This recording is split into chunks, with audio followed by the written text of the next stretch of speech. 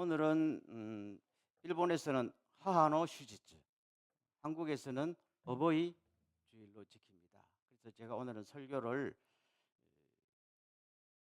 가정에 관한 설교를 모처럼 좀 준비를 했습니다. 그 제목이 조금 이상합니다. 자, 제목을 한번 보세요. 제목을 저를 따라하겠습니다. 가정은 행복해야만 할까요?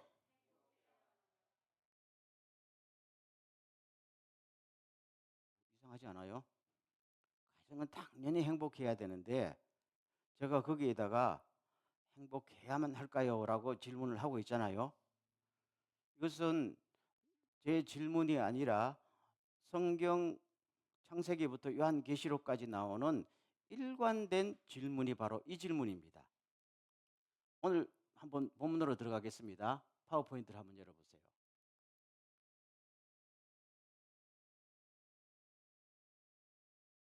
그 다음 아담과 하와는 과연 행복했을까요? 라고 묻는다면 여러분들은 예스입니까? 노입니까?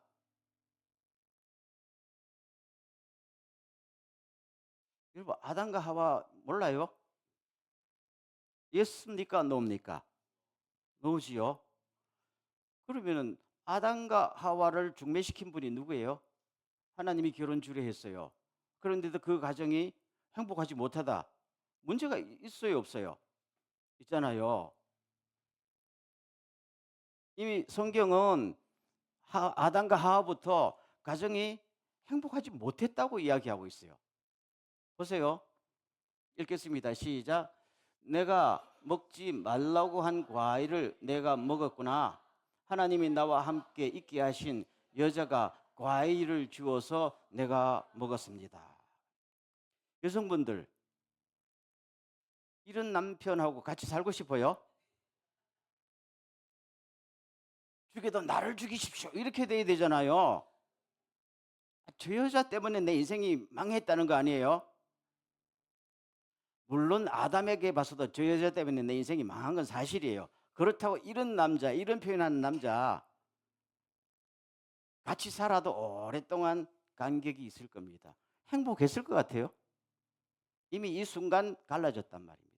두 번째, 다 같이 시작. 가인이 아우 아벨에게 말했다. 우리 들로 나가자. 그들이 들에 있을 때에 가인이 그의 아우 아벨을 쳐 죽였다. 주님께서 가인에게 물으셨다. 너의 아우 아벨이 어디 있느냐? 그가 대답하였다. 모릅니다. 제가 아우를 지키는 사람입니까?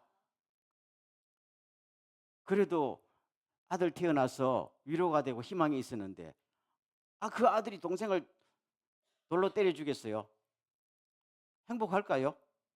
무슨 희망으로 부모가 살아가겠어요?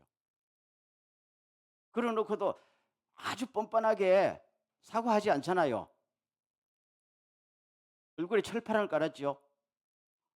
그 볼장 다 본 거 아니에요. 뿔뿔이 가정이 흩어지잖아요. 그렇죠? 그러면 여기서 중요한 질문이 나옵니다. 이런 가정을 계속 유지해야 됩니까?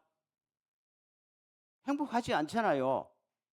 행복하지 않는 가정을 유지해야 되느냐 하는 질문이 창세기에서 중요한 질문으로 떠오고 있습니다. 그럼 결과적으로 아담과 하와는 가정을 유지했을까요? 유지했지요. 유지했으니까 오늘 우리도 태어난 거잖아요. 왜 유지했느냐가 문제입니다. 행복을 목적으로 두 사람이 결혼을 했으면은 행복이 깨진 마당에 유지할 필요가 없잖아요. 그리고 가정의 목적이 행복이 아닌 무언가가 있었다는 이야기죠. 그게 뭐냐 하는 문제입니다. 그 다음 보십시다. 제가 읽겠어요. 하나님이 그들에게 말씀하시기를 생육하고 번성하여 땅에 충만하여라. 땅을 정복하여라. 바다의 고기와 공중의 새와 땅 위에서 살아 움직이는 모든 생물을 다스려라 하셨다. 미션 때문입니다. 결혼하기 전에 이미 미션을 받았지요. 결혼은 나중에 문제 아니에요. 그럼 아담도 하와도 똑같습니다. 내 존재가 먼저지요. 그 다음에 결혼이 나중 아니에요. 결혼 이전에 우리가 인간으로서 부여받은 건 뭡니까? 땅에 생육하고 번성하였어. 하나님 대신에 네가 이 땅, 이 지구를 관리하라는 이 명령을 받은 거죠. 혼자서는 힘들기 때문에 너 두 사람이 힘을 합쳐서 더 열심히 하라. 그럼 가정이 존재하는 근본 이유는 뭡니까? 미션입니다. 성경은 이것을 굉장히 정확하게 말씀하고 있어요. 두 번째, 다 같이 시작. 아담의 아내는 다시 임신하여 아들을 낳고 하나님은 가인이 죽인 아벨 대신에 나에게 다른 아들을 주셨다 하며 그 이름을 셋이라고 지었다. 그리고 셋도 그 아들을 낳아 그 이름을 에노스라고 불렀다. 그때부터 사람들은 처음으로 여호와의 이름을 부르기 시작했다. 두 번째 가정을 깨지 않고 지킨 이유는 하나님의 약속이 있었기 때문입니다. 구원입니다. 너희들이 지금 죄를 지어서 에덴 동산에 쫓겨나지만은 내가 다시 너희들을 뭐 하겠다? 구원하겠다. 그 믿었단 말입니다. 믿음이 있기 때문에 모든 희망이 사라져도 자식을 놓고 하나님의 약속을 기다려보자. 이것이 그들이 가정을 유지한 두 번째 이유가 되겠습니다. 이런 입장에서 보면은 여러분 창세기부터 계시록까지 많은 가정들이 나오죠. 아브라함의 가정, 모세의 가정, 다윗의 가정, 뭐 선지자들의 가정 나오죠. 그 중에 여러분 생각에 이런 가정은 본받고 싶구나, 정말 행복했구나 하는 가정이 있으면 손 들어봐요. 이름 하나만 불러봐요. 있어요, 없어요? 없잖아요. 근데 왜 제가 이 질문을 하는가 하면 오늘 이 기독교 일각에서 교회 안에서 수많은 아버지 학교, 어머니 학교, 무슨 심리치료, 이너 힐링 해가지고 항상 우리한테 주어지는 숙제가 뭡니까? 가정은 행복해야 되고 아빠는 좋은 아빠가 되고 엄마는 좋은 엄마가 돼야 되고 그 가정에는 상처가 있어야 돼서는 안 되고 이것이 하나님의 뜻이다. 물론 하나님의 뜻일 수가 있어요. 그렇지만 하나님이 주례한 가정도 절대로 그렇게 되지 않았다는 현실이 있고 성경은 이 현실을 숨기지 않고 정나하게 드러냅니다. 그 이유를 우리가 모르면은 우리는 항상 신기루처럼 우리가 도달할 수 없는 것에 희망을 걸고 우리의 모든 노력을 낭비할 수가 있다. 그 말입니다. 아니 몇십 년 전부터 교회 안팎에서 사회에 어떤 과제가 돌아가지고 가정은 행복해야 된다. 주로 미국 쪽에서 일어났죠. 그리고 교회 안에도 그것이 내적 치료, 이너 힐링이란 바람이 들어와서 아니 교회 학교 가면 애들이 막 힘들어하면 왜 그래? 오늘 아빠 엄마가 나한테 꾸중을 했어요. 그러면 아버지 기도하면서 너 상처를 치유를 받아야 된대. 누구한테 상처받았다는 거야? 엄마 아빠한테 상처받았다는 거야. 여러분 우리 어릴 때는 엄마 아빠한테 꾸중받는 거 당연한 거예요. 매 맞는 것도 그렇게 어려운 뭐 이상한 일이 아니었어요. 요새는 듣기 싫은 말 한마디만 하면 상처받았다고 치유를 받아야 된대. 그건 성경에 그런 사상이 나옵니까? 안 나온다고. 암만 훑어봐도 안 나온단 말이에요. 그리고 그것이 많은 기독교인들이 그게 성경적인 백그라운드가 있다고 생각한다는데 문제가 있어요. 아니잖아요. 그래서 사회에서 교회로 들어와서 성경을 코팅한 하나의 사회 철학이란 말이에요. 성경을 정확히 보면은 아니야 하는 거죠. 제가 오늘 그걸 정난하게 좀 이야기하고 싶어요. 왜요? 우리가 자꾸 가정은 행복해야 된다 그러면은 그때부터 뭐가 생겨요? 당신 때문에 행복하지 못한 거야. 엄마 아빠 때문에 내 인생이 망한 거야. 이렇게밖에 책임 추궁이 안 돌아가잖아요. 이렇게 되면 나중에 마치 그것이 하나님의 뜻인 것 아니잖아요.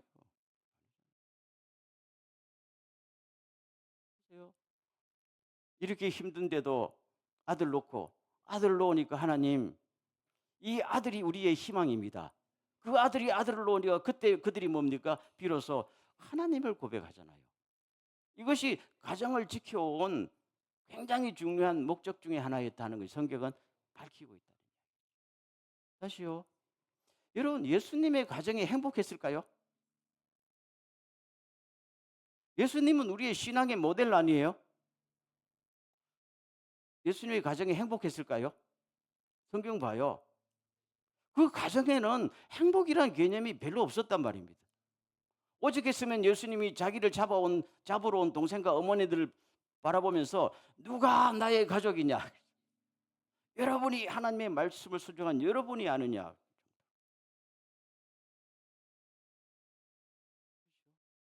그 사도 바울은 그 가정에 행복했던 것 같아요.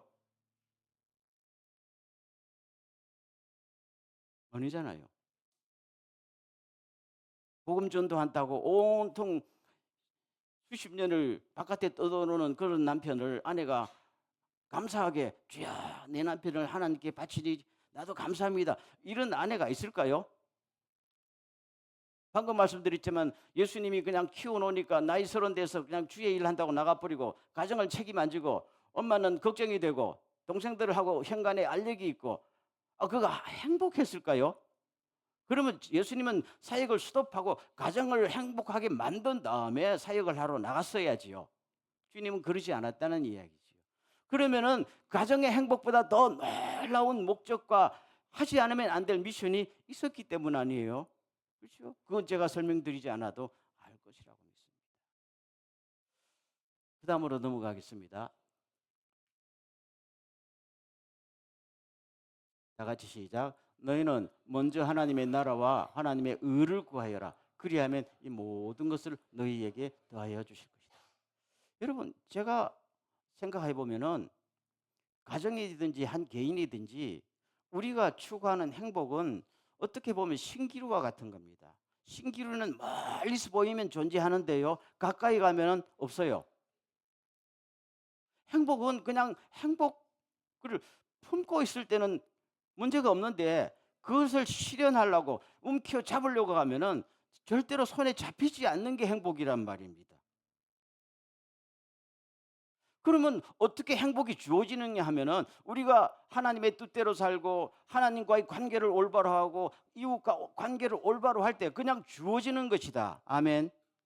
예수님의 이 말씀 한마디에 다 들어 있어요. 먹는 거, 입는 거, 그렇죠?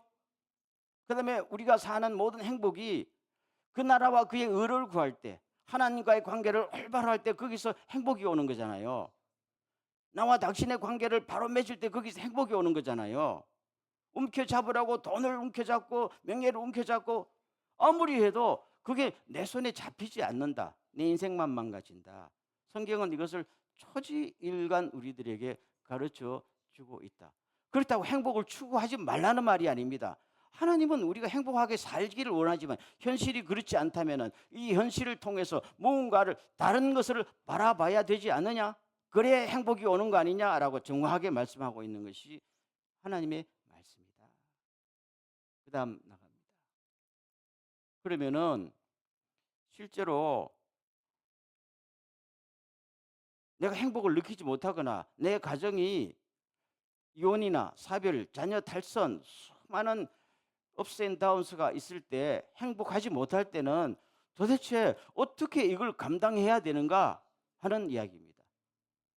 사도 바울의 가르침에 딱 두 가지가 나옵니다. 첫째, 다 같이 시작. 내가 하는 일은 오직 한 가지입니다.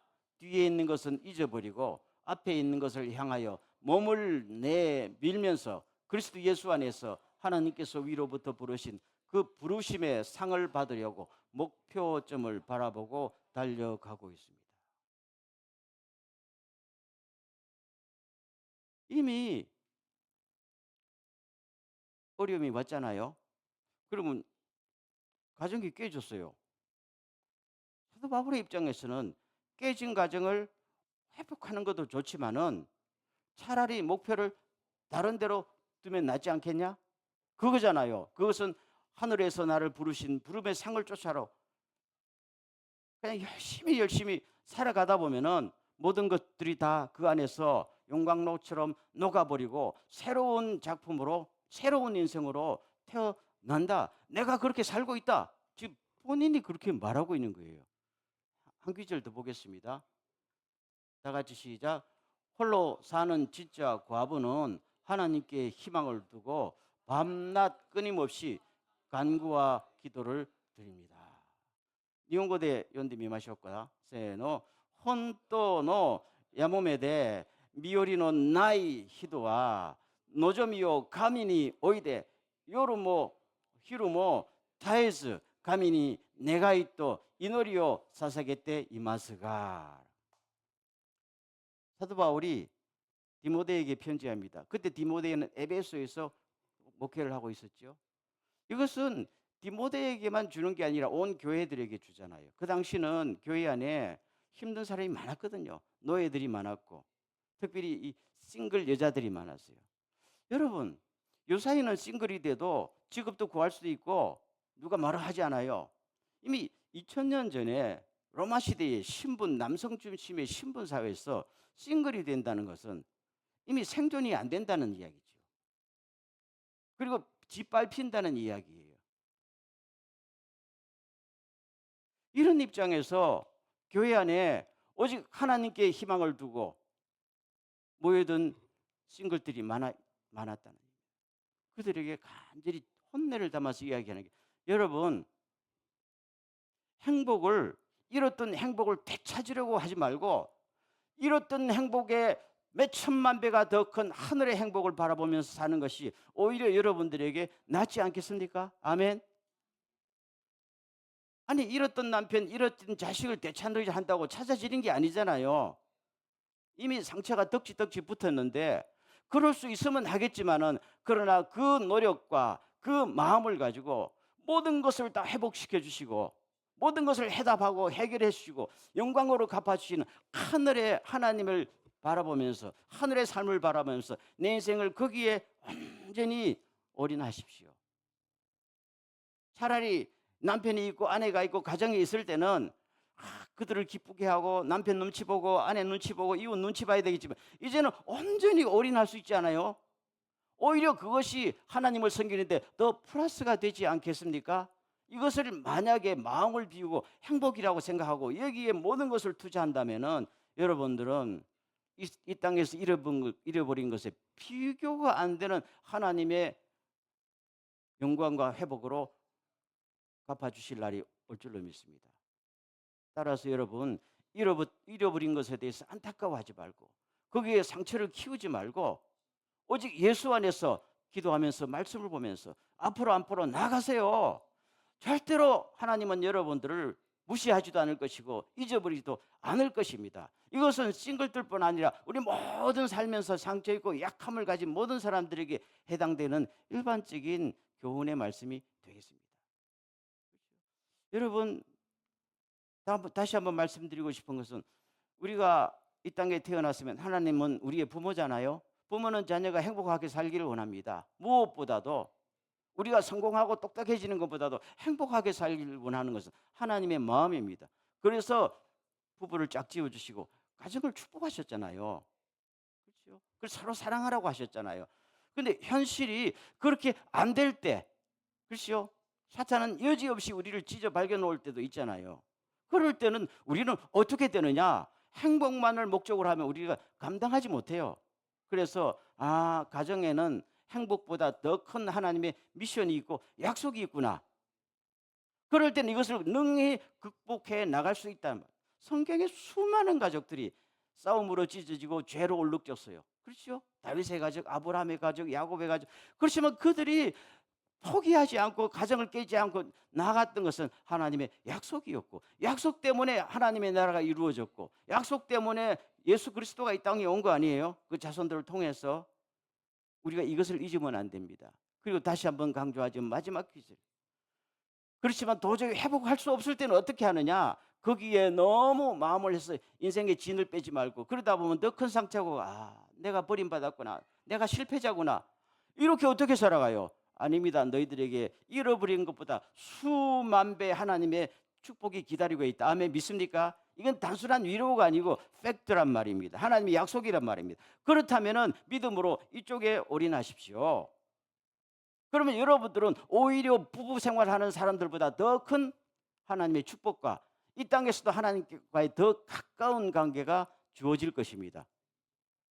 그렇게 보면은 하나님은 천국에 가기 전에도 이 땅에서부터 우리의 모든 결정과 약점과 상처를 커버하시며 바꿔주시는 놀라운 분이다 하는 것을 알 수 있습니다. 오늘 제가 가정의 날을 맞이해서 우리가 혹시 크리스찬으로 잘못된 사상이 주어져서 부부는 이렇게 하면 이렇게 하지 않으면 참된 부부가 아니야. 부모 관계는 이렇게 하지 않으면 성경적이 아니야. 이런 고정관념을 깨뜨리시기 바랍니다. 그런 건 존재하지 않습니다. 아멘. 더 자유롭고 어떤 상황에도 하나님은 나를 이끄신다. 행복하면 행복한 대로 이끄실 것이고, 그렇죠? 불행하면 불행할 대로 하나님은 우리를 또 이끄십니다. 그분이 전능하신 하나님, 우리의 구주시다. 이런 생각을 가지고 모든 것을 행복으로, 축복으로, 회복으로 바꾸는 능력 있는 크리스찬 가정들이 되시길 간절히 축원합니다.